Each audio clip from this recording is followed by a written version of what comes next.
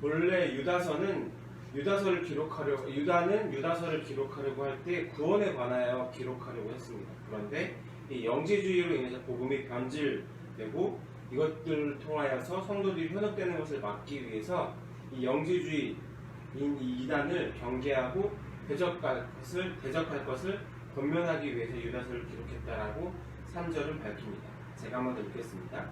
사랑하는 자들아, 우리가 일반으로 받은 구원에 관하여 내가 너희에게 편지하라는 생각이 간절하던 차에 성도에게 단번에 주신 믿음의 도를 위하여 힘써 싸우라는 편지로 너희를 권하여야 할 필요를 느꼈노니, 당시에는 그 물질은 악하고 영혼이라는 것은 선하다라는 이 이원론에 입각한 영지주의가 성경의 가르침을 심각하게 곡해하고 있던 상황이었습니다. 영지주의의 가장 컸던 것 중에 두 가지의 모순된 주장이 있는데, 첫 번째는 아까도 얘기했던 것처럼 물질은 악하다라는 것입니다. 그러다 보니까 인간의 육체도 굉장히 악하기 때문에 육체를 결국에는 확대하는 상황에까지 이르게 됐습니다. 실제적으로 거세하는 일까지, 수도승이 거세하는 일까지 발생하게 됐습니다. 어쨌든 이렇게 육체를 확대해야만 구원을 받을 수 있다라는 이 극단적인 것으로 치우치는 과정 가운데서 극단적인 금욕주의에 빠지게 된 것이죠. 그런데 이와 아예 반대로 두 번째는 인간이 만든 모든 것은 악하기 때문에 도덕도 필요 없다고 주장을 하면서 영을 개발한다라는 이 목목하에 육체의 쾌락을 방치하는 극단적인 쾌락주의로 빠지게 됩니다.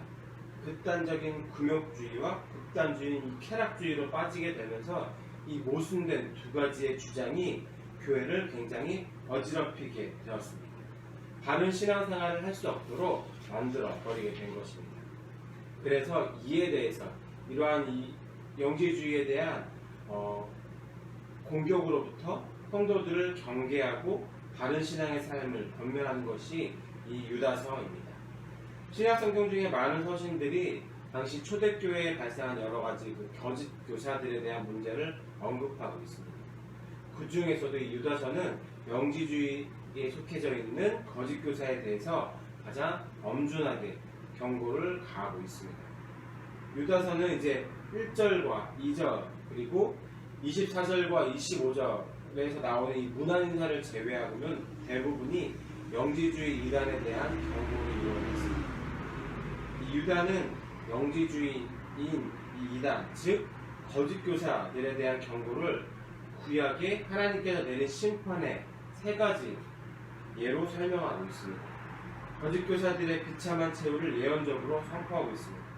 첫째는 5절 가운데 나와 있는 출애굽 백성 가운데 하나님을 믿지 않는 자들에게 내려진 심판이었습니다. 5절을 제가 다시 한번 읽겠습니다. 너희가 본래 모든 사실을 알고 있으나 내가 너희로 다시 생각나게 하고자 하노라. 주께서 백성을 애굽에서 구원하여 내시고 왜 믿지 아니하는 자들을 멸하셨습니다. 그리고 둘째는 자기 초소를 떠난 천사들에 대한 심판입니다. 6절을 제가 읽겠습니다. 또 자기 지위를 지키지 아니하고 자기 초소를 떠난 천사들을 큰 날의 심판까지 영원한 결박으로 흑암에 가두셨으며, 셋째는 극심한 성적으로 물러나기도 했었던 소돔과 고모라에 내려진 심판입니다. 7절을 잘 읽겠습니다. 소돔과 고모라와 그 이웃 도시들도 그들과 같은 행동으로 음란하며 다른 육체를 따라가다가 영원한 불의 형벌을 받음으로 거울이 되었느니라. 이처럼 하나님의 뜻을 따르지 않고 거짓된 가르침에 현혹된 자들에게 내려진 이 준엄한 심판의 예를 이들에게 전달함으로써 이단들에게 현혹되지 말아야, 미혹되지 말아야 함을 강조하고 있습니다. 이 영지주의 이단은 그리스도, 진리를 왜곡하였습니다. 은혜의 구원만을 강조하면서 육체의 구속은 없는 방종한 삶을 강조한 것입니다. 그들은 값없이 주시는 그 하나님의 은혜를 악용했습니다. 그러나 우리는 그리스도로 인해 자유롭게 되었습니다. 그렇기 때문에 자유롭게 되어진 인간은 거룩한 삶으로 하나님께 영광을 돌려야 합니다. 우리가 죄로부터 자유롭게 되었고 그에 대한 감사의 표현으로 거룩한 삶으로 하나님께 영광을 돌려야 합니다. 그런데 진리가 너희를 자유케 한다라고 하는 이 말 속의 자유는 하나님 말씀 안에 있는 바운더리 안에 있는 자유입니다. 육체의 방종을 의미하는 것은 아니었습니다. 그런데 우리를 이 죄에서 구속해 주신 하나님의 거룩하심을 따라서 더욱더 신령한 삶을 살아야 합니다. 선한 영적 싸움의 표준은 우리의 육체의 본능과 나의 주관적인 판단이 아니라 살아계신 하나님의 말씀 안에 있습니다. 말씀임을 우리는 기억해야 합니다. 그리고 이 선한 믿음은 겸손한 마음으로 살아요. 겸손한 것은 다른 것이 아니라 하나님이 나보다 우선시 됩니다. 나를 부인하고 하나님을 앞세우는 것이 겸손한 마음일 것입니다. 이단들은 이런 하나님의 말씀을 왜곡하고 곡해했습니다. 이것이 그들이 성도를 미혹하는 방법이었습니다. 그리고 당연하지만 그들의 말씀 안에는 진리가 없었습니다. 왜냐하면 경건하고 거룩하게 살지 않기 때문에 죄된 생활을 할 수밖에 없었던 것입니다. 그러나 참된 그리스도인들은 하나님의 거룩하심을 따라서 그리스도의 겸손한 마음을 배워야 합니다. 거룩한 삶을 추구하면서 진리 안에서 겸손히 할 때 선한 믿음을 가질 수 있습니다.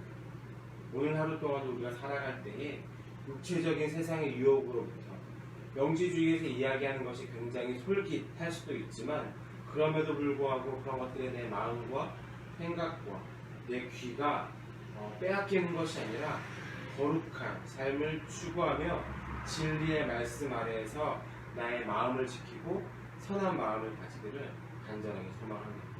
기도하시겠습니다. 하나님 감사드립니다. 이 아침 가운데 육체의 편안함을 조금 더 누릴 수 있음에도 불구하고 그것을 잠시 뒤로 하고 말씀으로 다시 한 번 더 살아가기 위해 말씀을 나누고 찬양을 하고 기도를 할 수 있는 자리 가운데 불러주셔서 너무나 감사합니다. 하나님 주께 허락하여 주셔서 세상에 참 내 마음을 흔드는 것들이 많이 있음을 고백합니다. 세상의 많은 것들 가운데 나의 눈이 빼앗기고 세상의 많은 것들 가운데 나의 마음이 빼앗기고 나의 귀가 빼앗깁니다.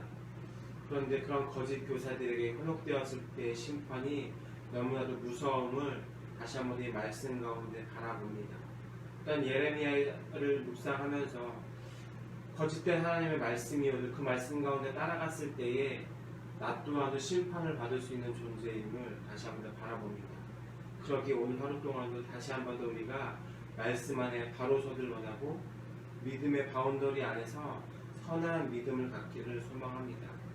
오늘 하루 동안도 귀하신 그 하나님의 말씀 가운데 머물러서 그 안에서 진정으로 자유할 수 있는 우리 되게 허락하시고 말씀으로 나를 지켜낼 수 있는 하루 되게 허락하여 주옵소서. 오늘 하루 동안도 말씀 가운데 살아갈 수 있는 우리가 되기를 하나님 은혜 내려 주시옵소서. 이 모든 말씀 예수님의 이름으로 기도했습니다.